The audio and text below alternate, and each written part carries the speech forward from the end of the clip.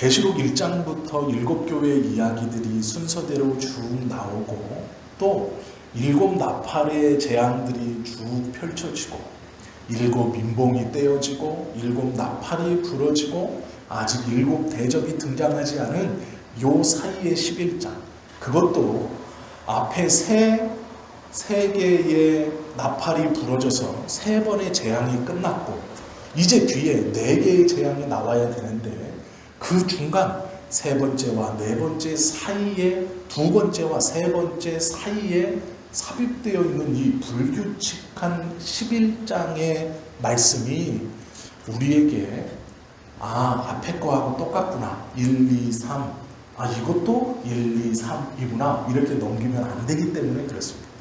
그렇기 때문에 1, 3, 2라고 하시는 이 11장이 왜 그냥 1, 2, 3이라고 1, 2, 3, 1, 2, 3 이렇게 규칙적으로 법칙 그대로 하시면 좋은데 왜 따로 하셨는가를 보기 위해서입니다. 그러기에 11장을 자세하게 보고 있는 것입니다. 그리고 이 11장을 잘 이해해야 하나님께서 우리에게 이 계시록을 주신 의도를 정확하게 파악할 수 있기 때문에 그렇습니다. 4가지의 나팔 재앙이 나오는 이 출발되는 8장의 시작에서부터 13절까지 이렇게 딱 끝맺고 있습니다. 제가 읽어드릴게요. 내가 또 보고 들으니 공중에 날아가는 독수리가, 여기서 이제 독수리가 요한이 하늘을 보니까 독수리 한 마리가 이렇게 날아가고 있습니다. 그런데 그 독수리가 큰 소리로 땅에다가 대고 뭐라고 하냐면 땅에서 사는 사람들에게 화가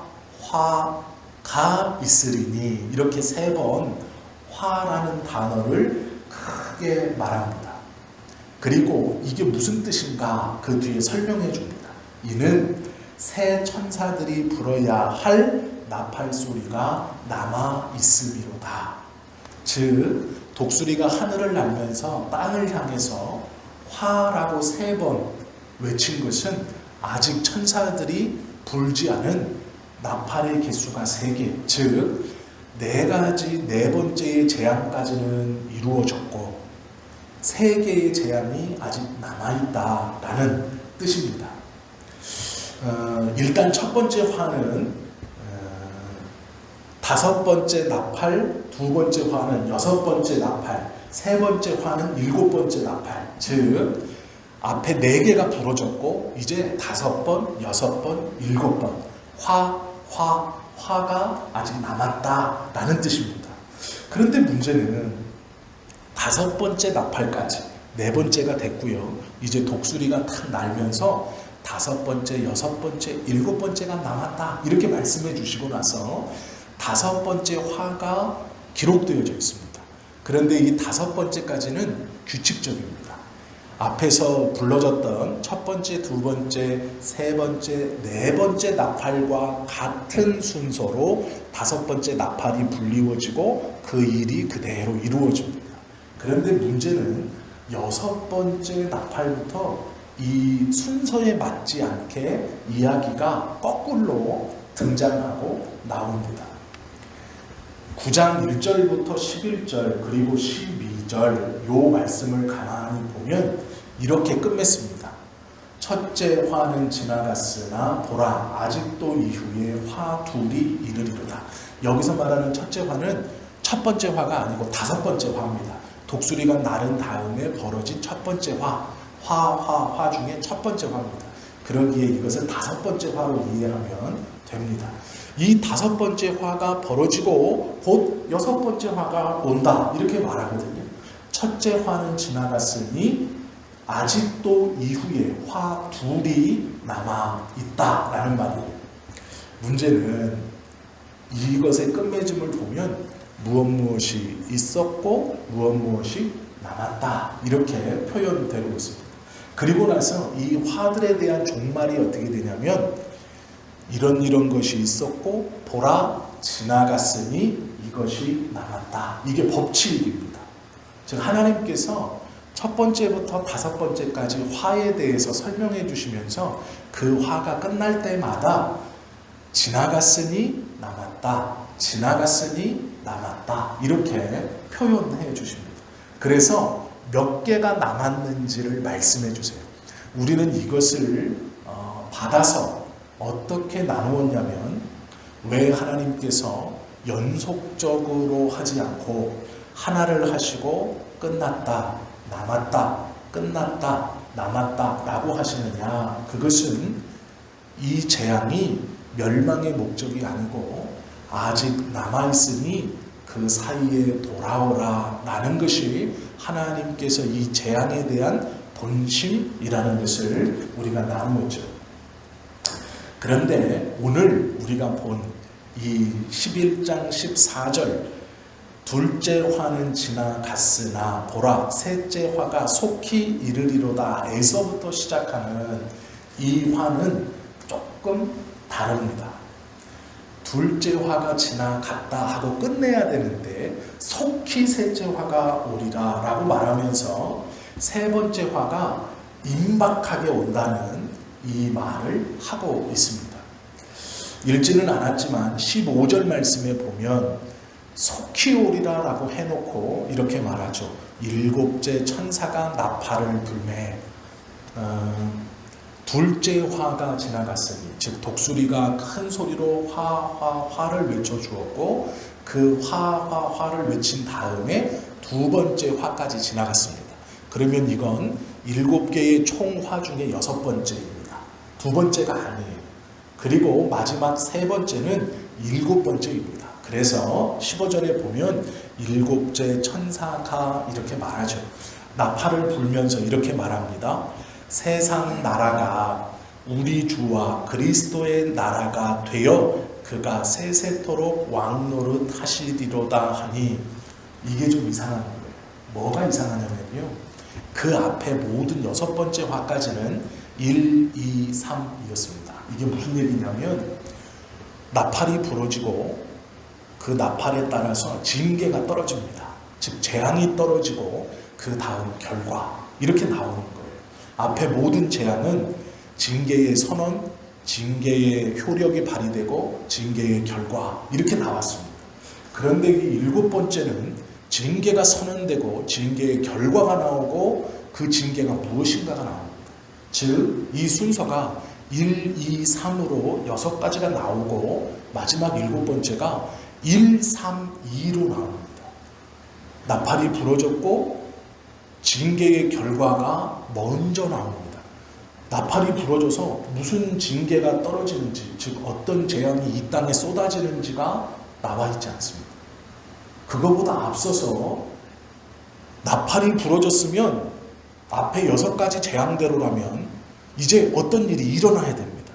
우박이 떨어진다든지, 죽음의 사자가 말을 타고 와서 싹 죽인다든지, 땅의 4분의 1이 저쪽부터 타들어온다든지, 하늘이 말린다든지 여러 가지 일들이 벌어져야 되는데 6가지의 재앙은 징계가 선언되면, 즉 나팔이 부러지면 그 징계가 시작되었고 그 결과가 나왔습니다. 어떻게 되었더라? 사람 3분의 1이 죽었더라. 어떤 결과가 기록되어져 있는데 이 7번째 재앙에서는 나팔이 부러지고 결과가 먼저 기록되어 있습니다. 그 결과가 뭐냐면 세상 나라가 우리 주와 주의 그리스도의 나라가 되어 그가 세세토록 왕노릇 하시리로다 라는 결과입니다. 무슨 재앙인지는 아직 안 나왔어요. 결과부터 탁 나와요. 7번째 나팔을 불었을 때 그 나팔 소리를 듣고 모든 사람이 긴장했을 겁니다. 어떠한 징계가 올 것인가? 어떠한 처참함이 일어날 것인가? 어떠한 일이 이제 또 벌어질 것인가? 6가지 재앙 속에서 살아남아 있던 사람들이 이 7번째 나팔이 또 울렸을 때 그들은 바싹 긴장했을 겁니다. 또다시 재앙이 오는구나. 또다시 하나님의 징계가 쏟아지는구나. 이제 끝났을지 모른다. 이제 우리는 다 죽었구나. 6가지의 재앙에서도 어찌어찌 살아남았지만 더 이상 소망이 없다. 7번째, 마지막, 모든 세상을 끝나는 완벽한 재앙의 상징인 이 7번째 순서의 나팔이 부러졌으니 끝났다 라는 거죠. 그런데 이 예상과는 다르게 어떠한 일이 일어나지 않습니다. 어떠한 일이 일어나지 않고 하늘에서 갑자기 이런 일이 벌어집니다. 세상 나라가 우리 주와 그의 그리스도의 나라가 되어 그가 세세토록 왕노릇 하시리로다 라고 천사가 큰 소리로 외칩니다. 나팔을 불고 징계가 떨어져야 되는데 징계가 아니라 천사가 큰 소리로 이렇게 외치자 갑자기 하늘에서 16절을 보십시오. 하나님 앞에서 자기 보좌에 앉아있던 24장로가 엎드려 얼굴을 땅에 대고 하나님께 경배하여 이르되 감사하옵나니 옛적에도 계셨고 지금도 계신 주 하나님 곧 전능하신 이여 친히 큰 권능을 잡으시고 왕노릇 하시도다. 이방들이 분노하며 주의 진노가 내려 죽은 자를 심판하시며 종 선지자들과 성도들과 또 작은 자든지 큰 자든지 주의 이름을 경외하는 자들에게 상 주시며 또 땅을 망하게 하는 자들을 멸망시키실 때로소이다 하더라 라고 말해요. 징계가 안 떨어지고 천사가 갑자기 이 모든 땅이 하나님의 나라가 되었다라고 선언하고 24장로가 그 선언을 듣다가 얼굴을 땅에 대며 하나님 앞에 하나님을 믿는 자들을 큰 자든지 작은 자든지 상 주실 것이고 하나님이 왕권을 이제 발휘하십니다. 그리고 그 하나님의 움직이심과 통치가 우리에게는 감사입니다. 이렇게 선언하고 있어요. 그렇게 감사를 드리자 19절에 이에 하늘에 있는 하나님의 성전이 열리니 하늘에 있는 하나님의 성전이 열립니다. 성전 안에 하나님의 언약궤가 보이며 또 번개와 음성들과 우레와 지진과 큰 우박이 있더라 이렇게 말해요. 7번째 나팔은 앞에 6번째 나팔의 경험으로 봤을 때는 나팔이 불면 징계가 떨어집니다. 어떤 두려운 일이 일어나야 돼요. 어떤 상황이 연출이 돼요. 무섭고 두렵고 망하게 하고 멸망시키는 땅에 있는 자들에게 두려움을 떨게 하는 그런데 이 7번째 나팔을 불었을 때 그 순서와 그 법칙대로 일어나지 않습니다. 전혀 그 앞에서는 일어나지 않았던 다른 일이 일어납니다. 이것이 11장입니다. 그래서 이 11장이 중요해요. 11장을 바로 볼 수 있을 때 예수님께서 우리로 이 계시록을 통해 하나님의 마음이 무엇인가를 온전히 알 수 있는 은혜를 주신다라는 거예요. 둘째 화가 끝났다. 그리고 셋째 화가 속히 이른다. 분명히 14절은 세 번째 나팔, 즉 7번째 나팔이 화라고 선언하고 있어요. 복이라고 선언 안 해요. 이 나팔을 다르게 구별해 놓고 있지 않습니다. 즉 앞에 6번째 나팔까지는 화였지만 7번째 나팔은 복이다 이렇게 말하지 않습니다. 똑같이 설명해요. 둘째 화는 지나갔으나 보라 셋째 화가 속히 이르는도다. 그런데 문제는 셋째가 분명히 화인데 즉 7번째 나팔이 화를 상징하는 나팔인데 그 나팔이 불렸는데 이건 화가 아닌 것 같아요. 이게 어떻게 화예요? 하늘에 있는 성전이 열리고 그 안에 하나님의 영광이 보여지는 언약궤가 보여지는 것이 어떻게 화입니까? 천사가 하나님의 권능을 선언하고 있고 24장로가 납작 엎드려 그 하나님께 감사하며 경배하는 것이 어떻게 화예요? 이것은 복이죠. 그런데 화라고 설명해요. 이것이 우리가 구원받은 자의 백성의 입장에서 보아서 그렇습니다. 우리가 이것을 화가 아니라 복이라고 느끼고 이것이 놀라운 하늘의 일이고 하나님의 일이고 이곳에서 어떤 징계가 아니라 이런 일이 벌어지네. 천사가 이렇게 선언하고 24장로가 하나님을 경배하고 하늘의 성전이 열려서 약속의 상징인 언약궤가 보이는 것이 은혜다. 이것은 복이다 라고 말하는 건 우리가 구원받은 백성이기 때문에 그렇습니다. 멸망하는 자의 입장에서는 이제 끝나는 거예요. 왜 그러냐면 선언되어졌습니다.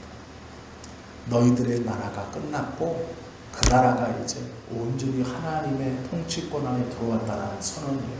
그것은 이들이 더 이상 발버둥 치거나 살아갈 수 없음을 선언하는 거예요.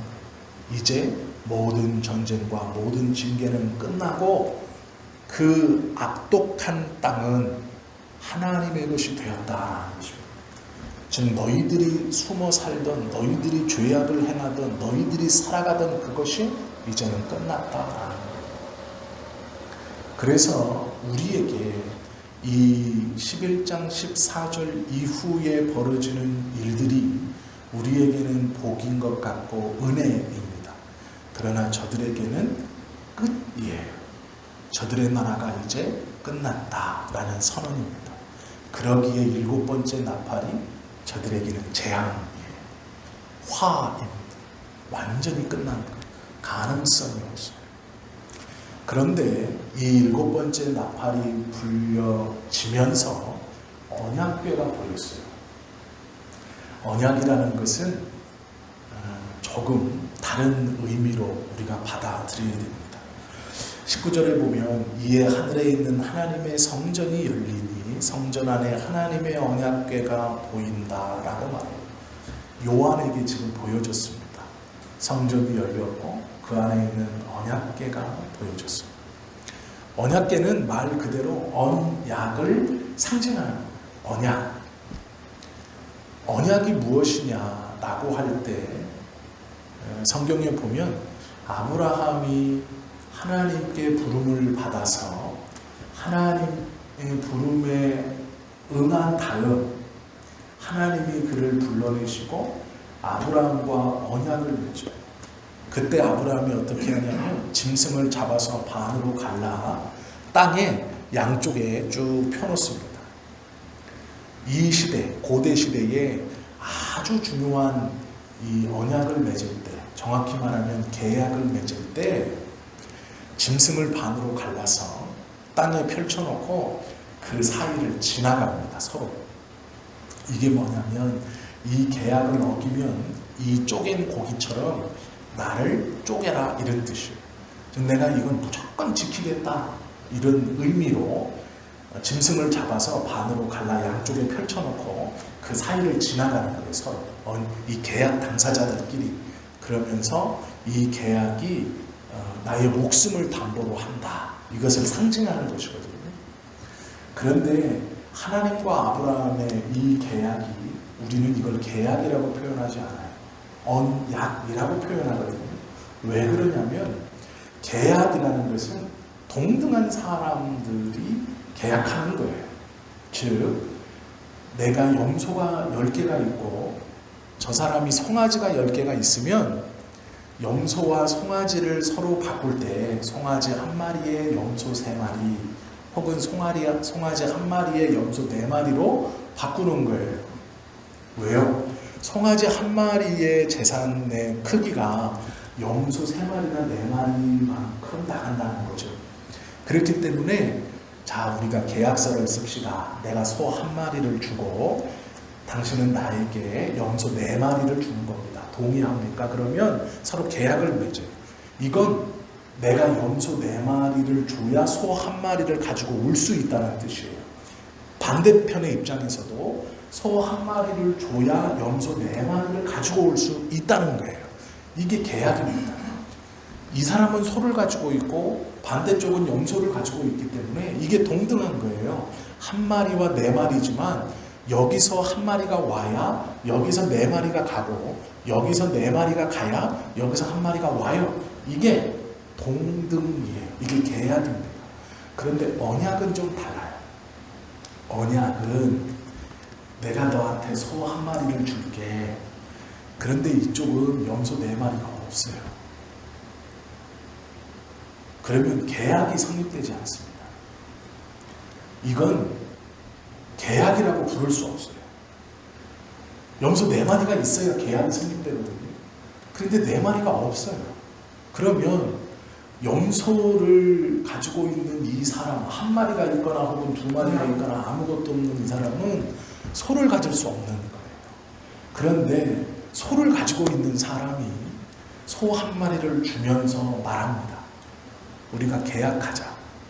내가 너에게 소 한 마리를 줄게. 그런데 한 번 주고 끝내는 게 아니라 1년에 4번씩 3개월에 한 번씩 소 한 마리를 줄게. 계약서를 쓸까? 내가 준다고? 그러면 받는 사람 입장에서, 계약의 당사자의 입장에서 소 한 마리를 받으려면 염소 4마리를 줘야 되는데 자기에게 그게 없어요. 그때 소 한 마리를 주는 사람이 언약을 맺는 거예요. 가진 사람이 못 가진 사람에게 하는 계약이 언약입니다.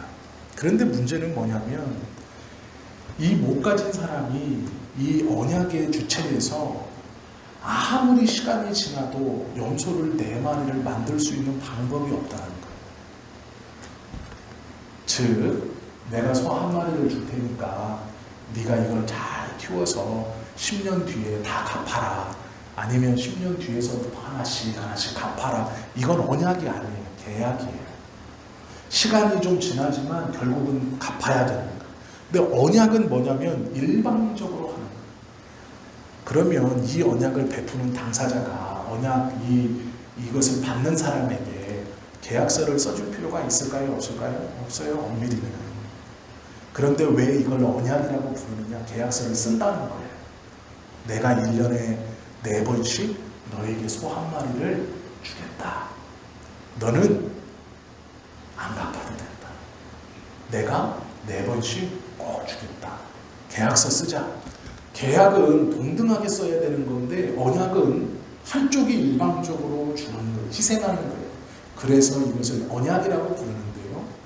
하나님께서 아브라함을 불러서 언약을 맺을 때 아브라함이 하나님께 무엇인가 드릴 수 있는 것이 없었어요. 그 계약에 맞춰야 되는 염소가 없었어요. 그런데 하나님이 일방적으로 은혜를 주시고 계약서를 씁니다. 쪼갠 고기를 놓자 하늘에서 불이 그 쪼갠 고개 사이로 왔다 갔다 하십니다. 이게 뭐냐면 내가 너와 맺은 계약을 내 생명을 걸고 지킬 것이다 라는 거예요. 그래서 이게 언약이라고 부르는 건데요. 언약이라는 것과 계약이라는 것은 조금 달라요. 계약은 말씀드렸다시피 평등한 거예요. 그러나 언약은 불평등한 거예요. 우리가 하나님께 은혜를 받고 구원을 받으면 이 언약을 받은 거예요. 불평등한, 계속해서 주시는 은혜를 받은 거예요. 그러면 우리가 믿음을 가지고 이 땅을 삽니다. 하나님께서 우리에게 언약을 요구하시는 대표적인 2개의 관계가 있어요. 하나는 부부관계이고요. 하나는 자녀관계. 이것은 계약이 아니에요. 언약관계입니다. 성경에 보면 부모와 자녀의 관계는 계약관계가 아니에요. 언약관계. 그런데 지금 현 시대는 부모와 자녀가요 계약관계로 묶여 있어요. 부부가 언약이 아니라 계약관계로 묶여 있어요. 조건을 다는 것이죠. 자, 우리가 결혼을 하는데 나 30만 원, 너 30만 원, 월급은 서로 타치하지 말고 우리 부모 내가 챙기고 네 부모 네가 챙기고 이렇게 계약하는 거예요. 나 1, 너 1. 내가 너에게 손해볼 일 없고 너도 나에게 손해볼 일 없고 우리가 같이 1대1의 동등한 관계에서 부부관계를 이어간다 이거죠. 이게 계약관계예요. 그러나 부부는 언약관계입니다. 서로의 언약관계예요. 물론 야 부부가 언약관계래. 네가 날 위해서 희생해야지. 내가 못 줘도 이건 아니에요. 그거는 이미 그건 언약이 성립이 안 돼요. 이건 그 언약을 받는 쪽에서 그렇게 요구하는 것은 그거는 끝난 거예요. 그건 언약 자체가 성립이 안 돼요. 교만한 거기 때문에 성립이 안 돼요. 언약은 상호간에 서로 그렇게 이렇게 하는 거예요. 혼자만 너 봐라 이거래잖아. 그러면서 이쪽은 가만히 있고 상대방에게 언약을 요구하는 거예요. 그러니까 받는 사람이 요구하는 것은 그건 언약 관계가 아니에요. 그건 언약을 체결한 당사자가 아닙니다. 왜 아니냐? 언약이 뭔지 모르기 때문에 이 사람이. 그러니까 우리가 이걸 또 주의해야 돼요. 부부관계는 언약관계라는 것은 서로 동등한 자, 계약하는 자가 아니에요. 이 계약하는 자가 뭐가 문제냐면 내가 이런 의무를 했으니까 너는 이런 의무를 해야 돼. 못해? 그러면 계약 파기. 이거예요. 자녀에게도 이럽니다. 나는 부모로서 너한테 이만큼 했으니까 너는 이렇게 이만큼 해야지. 내 기대에 못 미쳐? 계약 파기. 난 모르는 자식이에요. 아버지와 자식 관계는 언약 관계예요. 하나님이 맡겨줬어요. 그렇게 하라고 네가 나한테 어떤 사랑을 받고 있는지 짐작하느냐? 네가 네 자식에게 하는 그 사랑 그대로 내가 너한테 주고 있다는 걸 알게 하시려고 우리에게 준 게 자식이에요. 그렇기 때문에 자식하고 나는 언약 관계예요. 부모는 자식이 이렇게 하든 저렇게 하든이 아니에요. 언약 관계이기 때문에 일방적으로 내 생명을 걸고 자식에게 하는 거예요. 그런데 부모가 이걸 못하면 참 답이 없는 거죠. 세상 사람들은 그럴 수 있어요. 그런데 믿음 있는 사람이 이걸 못하면 정말 답이 없는 거예요. 그건 믿음이 없는 거예요. 사실 부모로서 내가 하나님께 이런 언약의 은혜를 약속을 받고 구원을 받았다는 것을 아는 부모가 자녀에게 그렇게 대하면 너는 너고 나는 나다. 그건 구원받지 못한 거예요. 그를 위해서 기도하지 않고 하나님 앞에 이끌음이 없고 그의 영혼을 하나님 앞에 내어놓음 없이 맡김 없이 너는 너고 나는 나고 그냥 그건 아니에요. 부부관계도 마찬가지입니다. 서로가 서로를 향해서 언약관계예요. 서로가 서로에게 한쪽만 언약관계가 아니에요. 서로가 서로에게 언약관계예요. 그렇기 때문에 서로가 서로를 위해서 헌신하는 것이고 서로가 서로를 위해서 기도하는 것이고 서로가 서로를 일방적으로 약속을 지키는 거예요. 그런데 문제는 이 경우는 좀 달라요. 하나님의 은혜 아래 동일한 구원을 알고 받은 이 두 남녀 부부가 한쪽이 한 사람에게 언약관계를 강조하는 것은 이 언약이 처음부터 맺어지지 않았다는 뜻이에요. 이게 위험한 겁니다. 그렇기 때문에 나는 내가 할 수 있는 것을 다 하는 것이고 이 사람도 이 사람이 할 수 있는 것을 다 하는 것. 이게 복음 안에 묶인 언약의 관계지 한쪽이 한쪽을 강조할 수 없어요. 그리고 계약이 아니기 때문에 내가 언약관계라고 해서 내가 언약을 맺었으니 위에 있어서 너는 내가 하는 말을 들어라 라는 것은 언약이 성립이 안 되는 거예요. 이건 내가 하는 말을 들어라가 아니라 베풀겠다. 내가 1년에 4번 소를 주겠다라는 게 언약이지 무엇을 이렇게 하는 게 언약이 아니에요. 뺏어가는 게.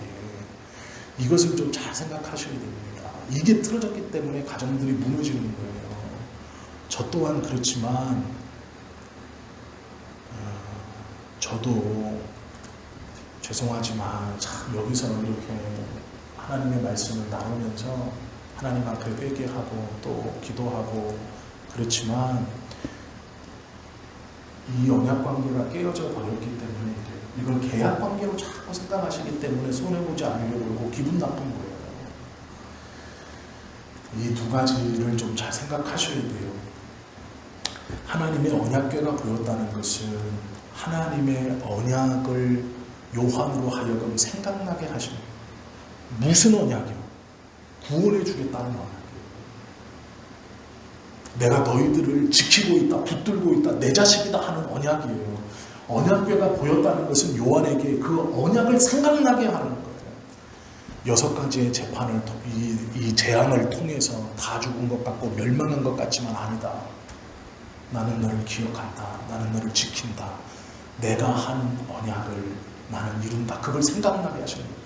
그렇기 때문에 요한이요 이 계시록을 절망으로 쓰지 않아요. 기쁨으로 쓰고 감사로 써요. 6가지의 재앙이 펼쳐지면서 이 땅이 다 망하는 것처럼 보여요. 이 재앙이 죽음으로 인해 끝나는 것처럼 보여요. 그런데 요한이요 놀랍게도 두려움으로 어두움으로 이 계시록을 쓰고 있지 않아요. 기쁨으로 쓰고 있어요. 왜요? 이 재난과 이 고난과 이 재앙 뒤에 있는 하나님의 회복과 하나님의 약속과 그 언약을 보고 있기 때문이에요. 언약궤가 보였다라는 것은 하나님의 그 약속을 이 멸망과 이 재앙 가운데서도 잊지 마라. 두려워하지 마라. 내 약속을 기억해라. 너는 나를 붙들어라. 내가 그걸 잊지 않고 있다. 나는 그 언약을 기억하고 있다라는 거예요. 셋째 화가 속히 이른다. 둘째 화는 지나갔으나 보라. 셋째 화가 속히 이를 것이다. 화가 임했는데 장로들이 일어나서 경배하고 하나님을 찬송하고 하늘의 성전이 열리고 언약궤가 보여져요. 이건 축제입니다. 기쁨이에요.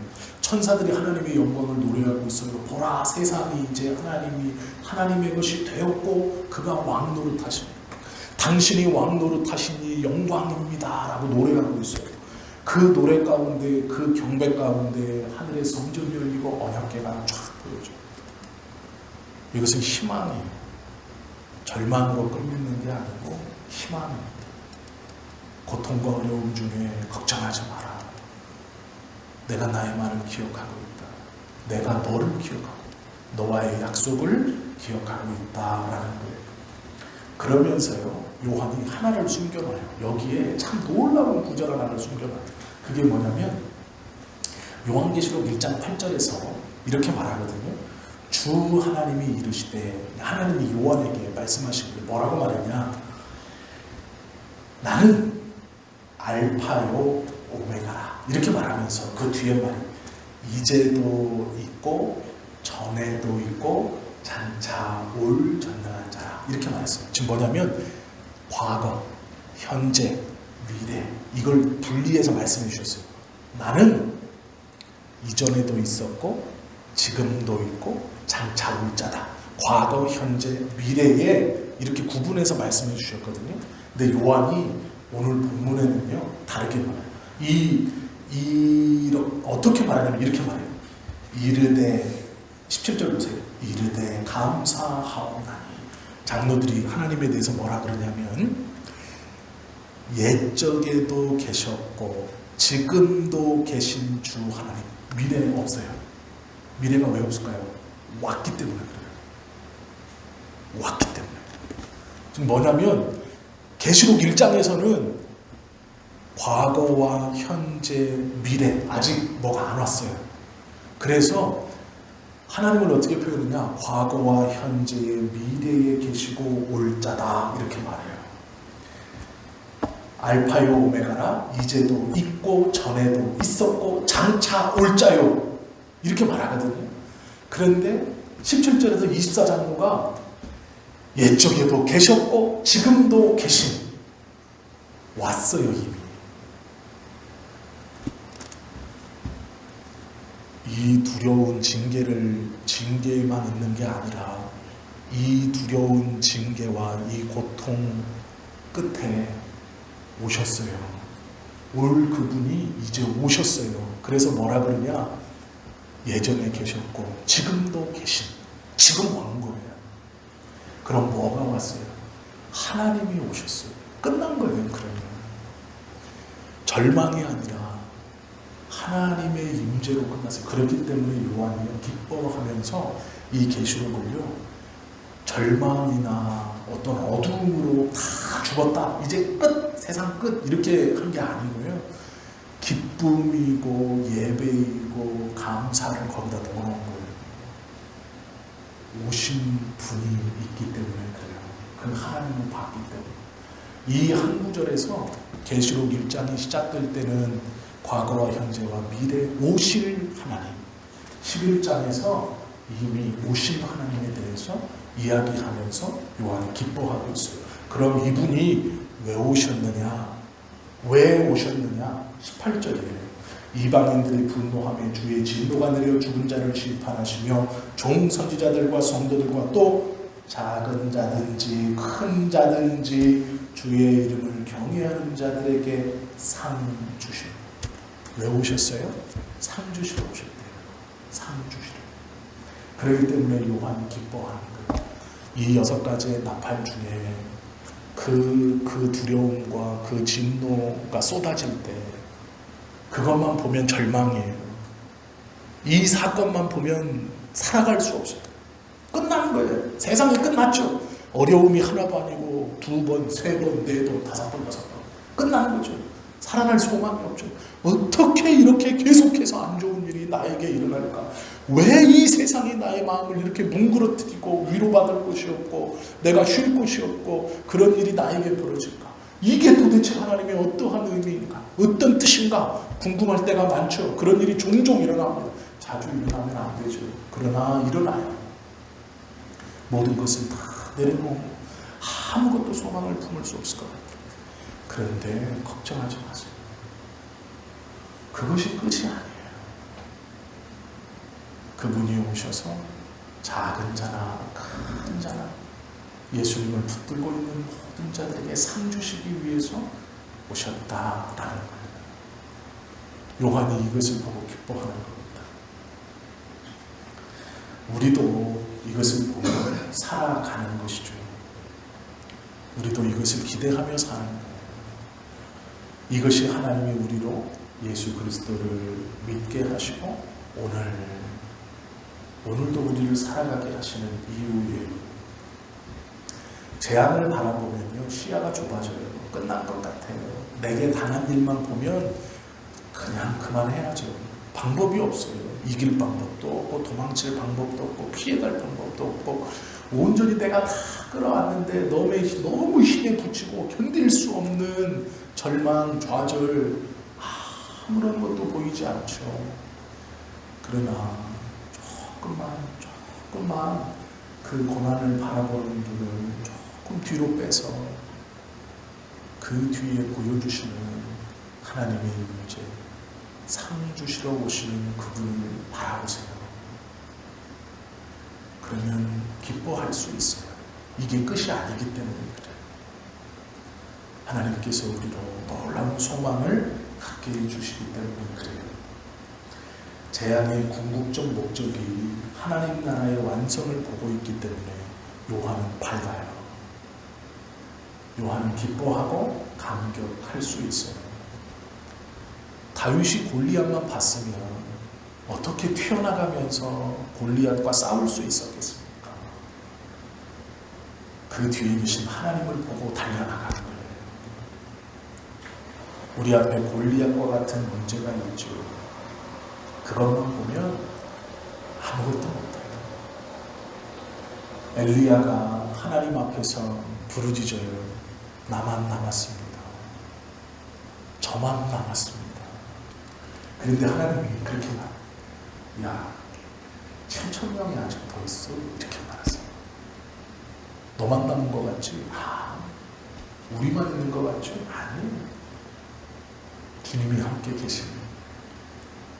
시편 23편 4절에 다윗이 이렇게 고백해요. 내가 사망의 음침한 골짜기를 지날 때에도 해를 두려워하지 않을 것을 주께서 나와 함께 하십니다. 골짜기만 바라보면 가다가 죽어야죠.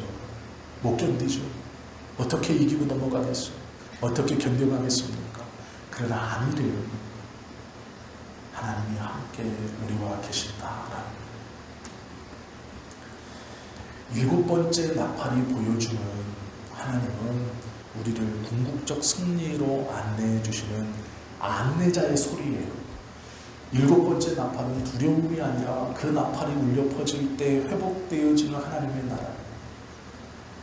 두려움이 아니라 기쁨 가운데 인도해 내시는 그 나팔의 소리.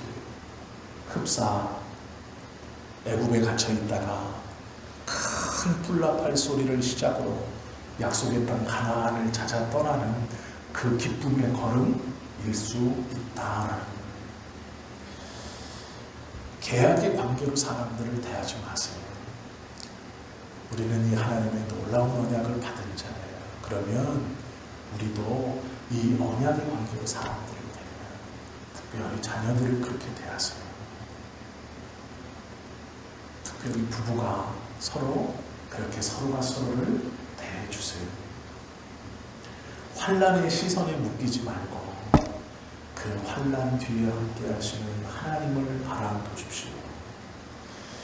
유혹에서부터 벗어나는 성도들이 되세요. 똑같은 나팔소리 같아요. 더 힘든 고통이 오는구나. 이제 또 시작되는구나. 아니에요. 그 나팔소리는 앞에 6가지의 나팔소리와 소리는 똑같을지 모르지만 이제 하나님이 우리로 회복해 주시는 소리예요. 그것을 보고 감사합니다. 그것이 우리의 믿음이고 신앙입니다. 하나님이 기뻐하시는 우리의 삶의 믿음의 고백이에요. 이 저녁에 그것을 기도하셔야 돼요. 하나님, 내가 똑같은 나팔 소리이지만 그것이 절망의 나팔 소리가 아니라 하나님을 붙들고 하나님 나라를 회복해가는 희망의 나팔 소리를 들리기를 원합니다. 그렇게 기도하는 것이 이 저녁에 우리의 기도의 제목이 되셔야 합니다. 그 은혜를 받아 누리는 우리 모두가 되실 수 있기를 예수님의 이름으로 축원합니다. 기도하겠습니다.